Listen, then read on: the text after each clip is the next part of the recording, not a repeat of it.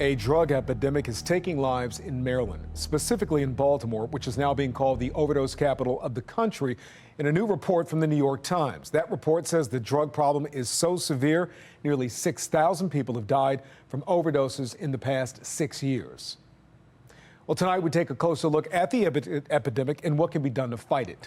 Fox 45's Jessica Babb joins us live now after speaking with a state senator on the issue. Jessica. Last session, lawmakers in Annapolis considered a bill that would create stiffer penalties for people dealing fentanyl, but that bill never even made it out of committee. Right now, fentanyl is one of the leading causes of overdoses in the state, and Senator Chris West says the legislature needs to step up and take action.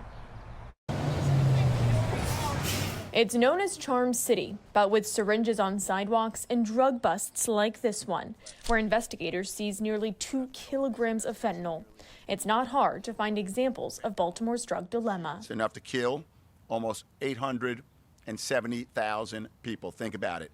That number is 1.5 times the population of Baltimore City. Now dubbed as the overdose capital in a recent New York Times article. In the past 6 years in Baltimore, nearly 6,000 lives have been lost from opioids like fentanyl. The death rate from 2018 to 2022 nearly double that of other large cities. Reporting was shocking.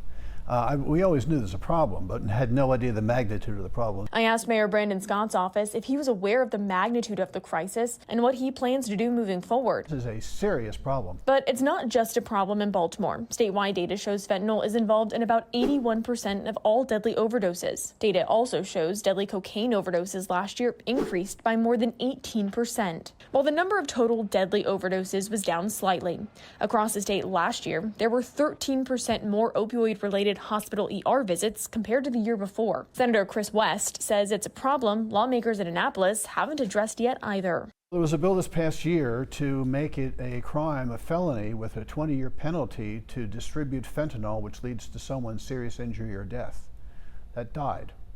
So we didn't pass it. The law, known as Victoria and Scotty's Law, never even made it out of committee. This bill that has bipartisan support is designed to go after drug dealers who are selling the worst of the worst to our loved ones, not addicts who need treatment. While many supported it, others argued it wouldn't solve the cause of the crisis. The enhanced penalties that are included in this bill will not reduce the availability of drugs, will not change the drug supply. Do you think the legislature needs to do more? Yes, absolutely. Senator West says there should be a task force to help figure out a better solution. Simply prosecuting is not sufficient. I mean, it will certainly help, but we need to get at the bottom. Why are people taking the fentanyl? And what can we do to educate people that they're flirting with death when they put a pill containing fentanyl in their mouths? And then try to figure out how do we break people of their opioid habits. How do you accomplish that? Well, that's the $64,000 question. And we have never figured out the answer to that. Senator West says he does plan to introduce legislation next session. And as for Baltimore, I still have not heard back from Mayor Scott's office. Live in Baltimore, Jessica Babb, Fox 45 News.